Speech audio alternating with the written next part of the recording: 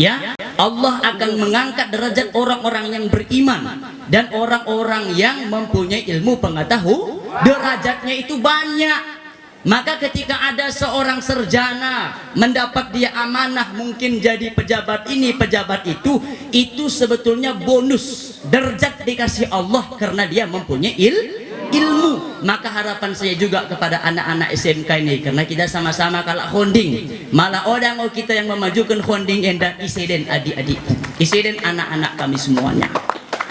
Saya berharap besar kepada anak-anak dari SMK Runding ini nanti, ketika kamu kelak nak menjadi wali kota kita, tolonglah berlaku amanah.